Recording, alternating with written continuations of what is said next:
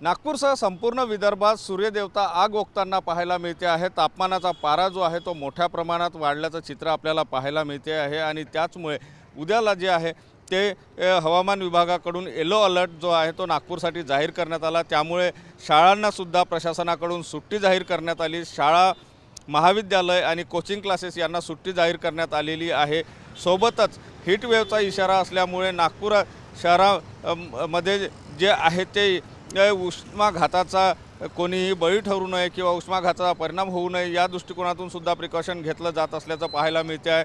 नागरिकांना वारंवार सूचना दिल्या जात आहे की दुपारच्या वेळेला घराच्या बाहेर निघताना स्वतःला कव्हर करून निघा, काम असेल तरच घराच्या बाहेर पडा, अन्यथा घरीच थांबा। अशा प्रकारचा आपण जर रस्त्यावर जर आपण बघितलं तर दुपारच्या वेळेला रस्तेसुद्धा वरची जी वर्दळ आहे ती वर्दळ काहीशी अर्ध्यापेक्षा कमी झाल्याचं चित्र आपल्याला पाहायला मिळते आहे।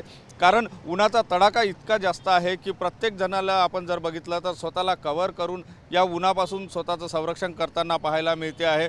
शीतपेयाचा आधार जो आहे तो सुद्धा घेतला जात असल्याचं चित्र आपल्याला पाहायला मिळते आहे।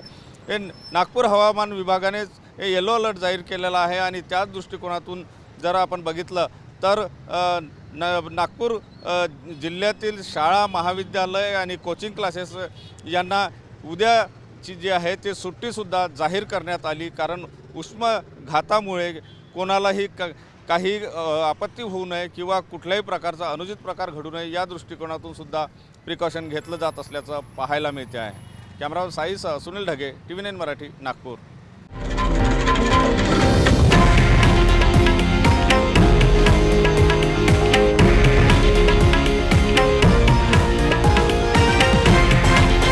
हे आहे देशातील नंबर 1 न्यूज नेटवर्क आणि आपण पाहत आहात TV9 मराठी, एकमेव।